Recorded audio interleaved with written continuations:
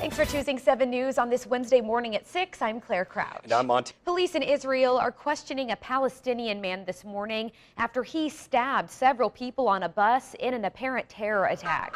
This morning's attack in Tel Aviv has already been praised by the Islamic militant group Hamas. Officials say the man was riding on a bus when he started stabbing passengers as well as the driver. He was then able to get off the bus and escape before being shot in the leg by a nearby officer. Authorities say 4 people are seriously hurt. Another 9 have less serious wounds.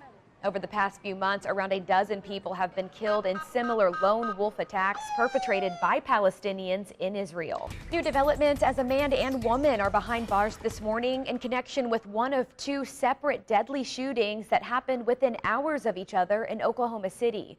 Police arrested Zane Colson and Felicia Klassen yesterday. They're suspected in the shooting death of a man found lying in a southwest Oklahoma City street Monday night. A motive for the shooting is still unknown, and the victim's identity has still not been released. Wichita Falls police are actively searching for a home invasion and shooting suspect this morning after getting a warrant for his arrest. Jeremy Catfish Brazier is the person police are looking for in connection with the December 28th crime. Detectives say he and a second male suspect entered a home and demanded money from people at gunpoint. At some point, there was a struggle and one of the victims was shot in the hand. If you have any information on Brazier's whereabouts, please call Wichita Falls Police at 940-720-5000. Officials say they have arrested a man responsible for last week's bomb threat in Sentinel. 27-year-old James Hawley was in the Ouachita County Jail this morning after OSBI agents interviewed him yesterday. Investigators believe Hawley placed the bogus call last Thursday morning, saying he had placed a bomb at the Head Start building in Sentinel. Police mistakenly traced the call to the wrong home, and during a raid at that address, the Sentinel police chief was shot by the homeowner. The chief was saved thanks to a bulletproof vest, and that homeowner has not been charged. Lawton High has some windows that need to be replaced this morning after someone damaged them. In all, school employees say 7 windows were damaged. Authorities say the suspect or suspects likely used a BB gun and paintball gun. School officials say they hope to have the damage repaired by the end of the week. They expect it to cost around $5,000 to $10,000. He was scheduled to stand trial for murder next week, but this morning he's already serving time behind bars. That's after Dennis Bowling pleaded guilty to shooting Levante Jackson to death in March of 2013. This is file video from after that shooting. Jackson's body was found lying on a porch in Lawton near Southwest 23rd Place and Evans. Bowling was arrested for the shooting 2 months later. He'll be eligible for parole after he serves 85% of his 22.5-year sentence. An 18-year-old girl is charged in the accidental shooting death of a former Oklahoma State University student this morning. Stillwater police arrested Tristan Taylor this week in connection with the December 21st shooting. They say the girl immediately admitted to the shooting, saying she pulled the trigger thinking the gun was a toy and killed 21-year-old Alex Vierling while at a party. The gun reportedly belonged to the victim. Taylor admitted to drinking alcohol the night of the shooting and is now charged with manslaughter. A group of Oklahoma teens is in custody this morning after officials say they stole guns from a highway patrol trooper's car. The OHP trooper says he was parked outside of a home in Chickasha when the teens broke out the back window of the car.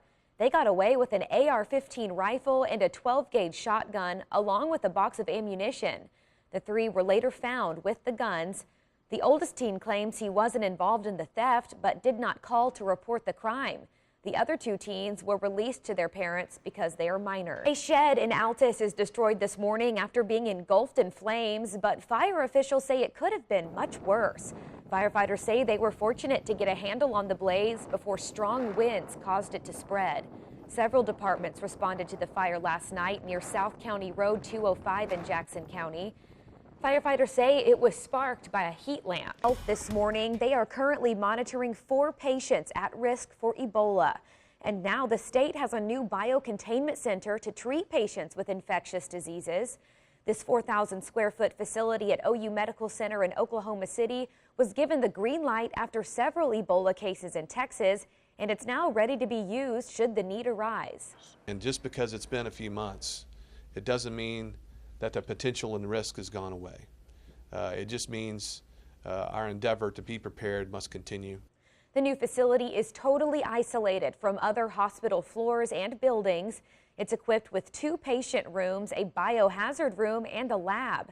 As for the patients currently being monitored for Ebola, they have all recently traveled to Africa and are considered to be at low risk for the disease. New information as the Justice Department is not expected to recommend civil rights charges be filed against Ferguson police officer Darren Wilson. That's according to police officials. Wilson was under investigation for the shooting death of unarmed teenager Michael Brown last year. The DOJ is working on a legal memo outlining its position clearing Wilson. A grand jury also chose not to indict him for the shooting last year. However, an investigation into a pattern of excessive force and discriminatory traffic stops by the Ferguson Police Department is still open. The officer in charge of the naval base at the Guantanamo Bay facility in Cuba is off the job this morning after being fired for a loss of confidence. Captain John Nettleton was relieved of command yesterday after being suspected of having an affair with a woman whose husband was recently found dead in the waters off the base. No further details have been released pending the investigation into the death of the woman's husband. Adultery is a crime under the Uniform Code of Military Justice. A Duncan man is behind bars this morning, accused of kidnapping his wife and child. How investigators say he kicked in a door, then dragged them to his truck. Plus, City of Lawton workers busy covering up graffiti following dozens of reports of paint found. How it's holding crews up on other maintenance projects around town. Matt? After this little taste of some winter, we'll get right back to some nice weather again. Yeah, if you slept through the day today, you'd never even know what happened. You'll wake up and say, what snow? Exactly. It's spring already. Yeah, it feels like it. Thanks, Matt. Yep. A Stevens County couple's child is in protective custody this morning. Why the parents are charged with neglect after police arrived at a home on a stolen handgun report. Thanks for joining us on this Friday morning at 6. I'm Claire Crouch. I'm Monty Brown. We're waking up to clouds this morning, but the sun's going to make a comeback this afternoon, and it's going to stick around for several days to come. Good deal. Skyrun 7 meteorologist Matt DePiero joins us live in the Forecast Center with a preview of a cool but brighter Friday afternoon. Hey, Matt. Thank you, Matt. New this morning on 7 News, the Islamic State has issued a new warning on the fate of 2 Japanese hostages. The group posted it online saying the countdown has begun. The posting reportedly shows a clock counting down to 0 along with gruesome images of other hostages who have been beheaded. The militants have demanded Japan pay a $200 million ransom or the men would be killed in 72 hours. That deadline has just passed with no reports of progress when it comes to releasing them. The Oklahoma man accused of calling in a bomb threat indirectly leading to the shooting of the Sentinel police chief remains behind bars this morning. James Hawley appeared before a judge yesterday where his bail was set at $100,000. Meanwhile, we're hearing from the Ouachita County undersheriff, the man who gave his bulletproof vest to Police Chief Lewis Ross minutes before he was shot. I went to my patrol vehicle and pulled my entry vest out and gave to him to wear. He had not had that vest on. Chances are he would not be here with us today. Chief Ross was shot 3 times in the chest and once in the arm, but will be okay. The OSBI has cleared the homeowner who shot Chief Ross of all charges because they say he did not know who was breaking into his home. Court documents say Hawley posed as his neighbor while making the threat because he was mad at him. Investigators are now trying to figure out what a Duncan resident planned to do with 22 explosives that were found in his home. That's now that officials say they believe he was acting alone. The OHP bomb squad safely destroyed the explosives they found in the room Thomas Jordan was renting. Officials began investigating Jordan after he called a friend from jail asking him to hide things in his room. Meanwhile, 2 Oklahoma school districts are closed this morning due to flu-related illnesses. The superintendent of Atoka Public Schools in southeast Oklahoma decided to shut that district down after almost 20% of students and staff have been homesick with the flu. And it's the same story for Holdenville schools in eastern Oklahoma. All schools there are closed today and Monday due to a flu outbreak as well.